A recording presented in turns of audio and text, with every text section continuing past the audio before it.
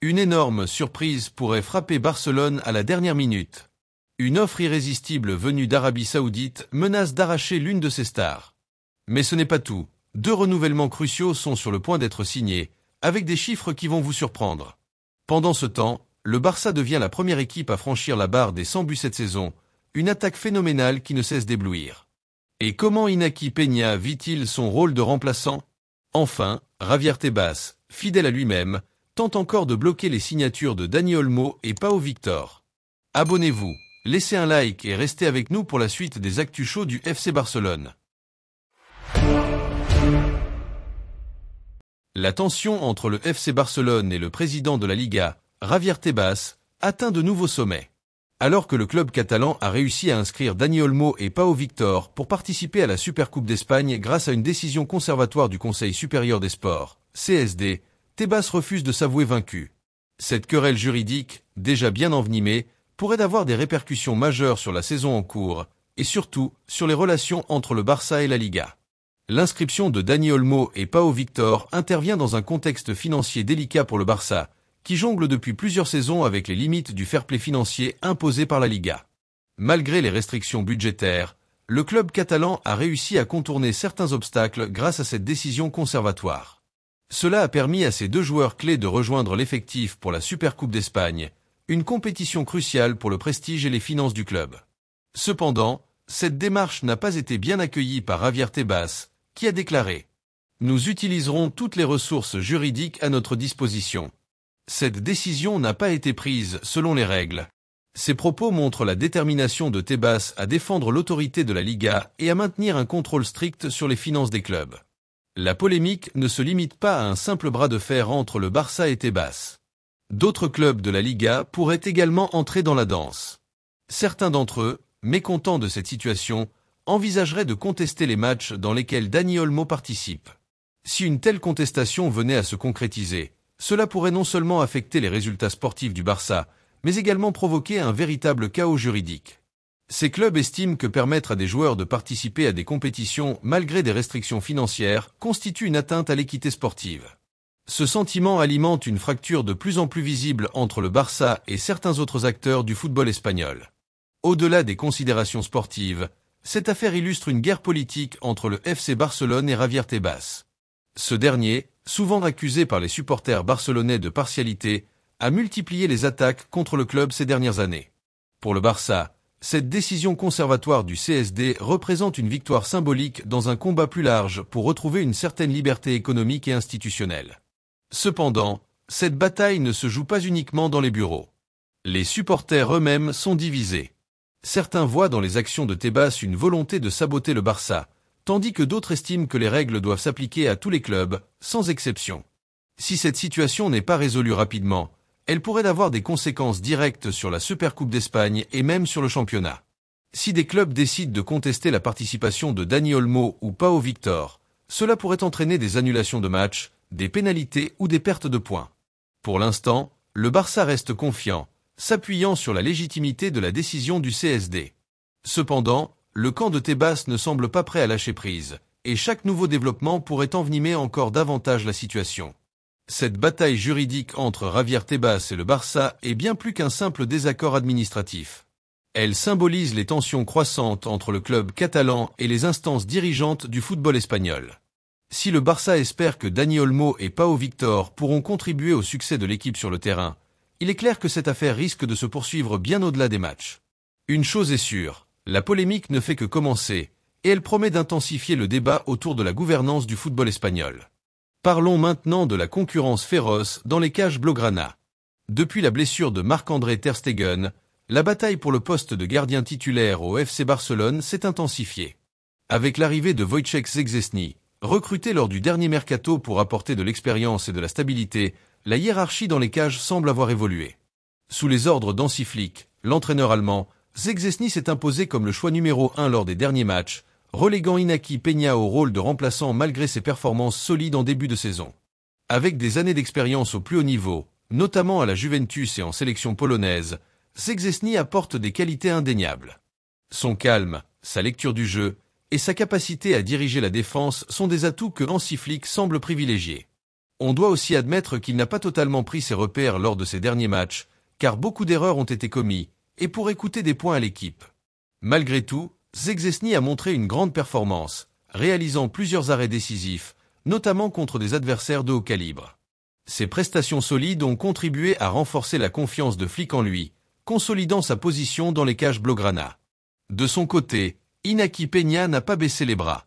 Formé à la Masia, il incarne l'ADN du club et reste déterminé à prouver sa valeur. Bien qu'il ait été écarté récemment, Peña continue de travailler dur à l'entraînement, promettant de se battre pour regagner sa place. Rien n'est jamais garanti dans cette équipe, a-t-il déclaré en conférence de presse, soulignant son envie de se montrer indispensable. Malgré cette compétition intense, la relation entre Szczęsny et Peña reste excellente. Les deux gardiens se soutiennent mutuellement, créant une dynamique saine au sein du groupe. Cette rivalité pousse chacun à élever son niveau, un avantage indéniable pour le Barça, surtout en l'absence de Ter Stegen. Avec cette concurrence féroce, Hansi Flick dispose de deux options fiables pour protéger les cages blaugrana, ce qui pourrait s'avérer crucial dans la quête des objectifs ambitieux du club. Cependant, reconnaissons que la machine offensive du Barça est terrifiante. Le Barça de Hansi Flick est incontestablement l'équipe la plus redoutable d'Europe sur le plan offensif cette saison. Avec plus de 100 buts inscrits toutes compétitions confondues, les blaugrana affichent une puissance de feu impressionnante, surpassant la plupart de leurs adversaires. La dernière démonstration de cette efficacité a eu lieu lors d'un mémorable 7-1 face à Valence, une performance qui a confirmé le potentiel offensif exceptionnel de l'équipe. Au cœur de cette machine à but se trouve Robert Lewandowski, l'un des meilleurs attaquants au monde. Avec près de 30 buts inscrits, le Polonais continue de briller et de justifier son statut de star. Que ce soit en Liga, où il domine le classement des buteurs, ou en Ligue des Champions, Lewandowski prouve qu'il est un attaquant complet, capable de marquer dans toutes les situations. Sa régularité et son instinct de buteur en font un véritable cauchemar pour les défenses adverses. Dans l'ombre de Lewandowski, Rafinha s'impose également comme une pièce maîtresse de l'attaque barcelonaise. Avec 8 buts et 2 passes décisives en Ligue des Champions, le Brésilien montre qu'il est fait pour les grandes scènes européennes. Sa vitesse, sa créativité et sa précision dans le dernier geste le rendent indispensable dans le système de Flick. Rafinha est particulièrement redoutable dans les transitions rapides, où il exploite les espaces laissés par les adversaires. En comparaison, des équipes comme le Real Madrid ou Chelsea peinent à rivaliser. Le Real, malgré des joueurs talentueux comme Vinicius Junior ou Jude Bellingham, n'a pas réussi à égaler la fluidité offensive du Barça. Chelsea, bien qu'étant la 3e meilleure attaque d'Europe, reste loin derrière en termes d'efficacité et de régularité. La domination du Barça ne se limite pas aux statistiques, mais se manifeste également dans leur style de jeu audacieux et leur capacité à marquer dans des moments cruciaux. Ce qui rend le Barça encore plus terrifiant, c'est la profondeur de son effectif.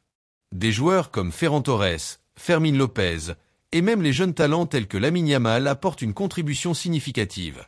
Hansi Flick a su instaurer une rotation efficace, permettant à chaque joueur d'être à son meilleur niveau lorsqu'il est sollicité. Avec une telle puissance offensive et un collectif soudé, le Barça est bien parti pour marquer l'histoire cette saison. Leur capacité à écraser des adversaires comme Valence montre qu'ils sont prêts à relever tous les défis qui se présenteront sur leur route. Ensuite, parlons de renouvellement. Les supporters blaugrana ont de quoi se réjouir. Gavi et Pedri, les deux joyaux du milieu de terrain, sont sur le point d'officialiser leur prolongation avec le FC Barcelone. Ces décisions stratégiques marquent une étape clé pour le club, qui sécurise non seulement son présent, mais également son avenir. Gavi, à seulement 19 ans, incarne la combativité et la passion du Barça. Sa prolongation jusqu'en 2030, avec une clause de résiliation fixée à 1 milliard d'euros, envoie un message clair. Le club ne compte pas se séparer de son joyau. Cette clause astronomique est devenue une signature du Barça pour protéger ses talents face aux convoitises des grands clubs européens. Avec Gavi, le Barça possède un joueur capable de multiplier les efforts, d'agresser les porteurs de balles et d'apporter une énergie incroyable dans chaque rencontre. Son style de jeu, souvent comparé à celui d'une légende comme Xavi, est pourtant unique. Gavi n'hésite pas à se sacrifier pour l'équipe, faisant de lui un joueur complet et indispensable pour Hansi Flick. De son côté, Pedri, souvent surnommé le nouveau Iniesta, va également signer une prolongation jusqu'en 2030, assurant sa présence au cœur du jeu barcelonais pour les années à venir. De retour sur les terrains après une absence due à une gastro-entérite, Pedri a immédiatement rappelé pourquoi il est considéré comme l'un des meilleurs milieux de terrain de sa génération. Sa vision de jeu, Sa capacité à contrôler le tempo et sa créativité en font un élément clé de la philosophie du Barça. Pedri apporte une touche artistique au jeu blaugrana, transformant chaque action en une opportunité de marquer ou de déstabiliser l'adversaire. Son entente avec Gavi est l'un des piliers du système de Flick, leur complémentarité créant un milieu de terrain à la fois équilibré et redoutable. Avec Gavi et Pedri, le Barça se positionne pour dominer l'Europe dans les années à venir. Ces prolongations ne sont pas seulement un signe de stabilité, mais aussi un gage de compétitivité. Les deux joueurs représentent une nouvelle génération, capable de perpétuer l'héritage des légendes comme Xavi, Iniesta et Busquets. Le Barça ne mise pas seulement sur leur talent, mais aussi sur leur mentalité. Gavi et Pedri ont montré qu'ils étaient prêts à porter la responsabilité d'un club aussi exigeant.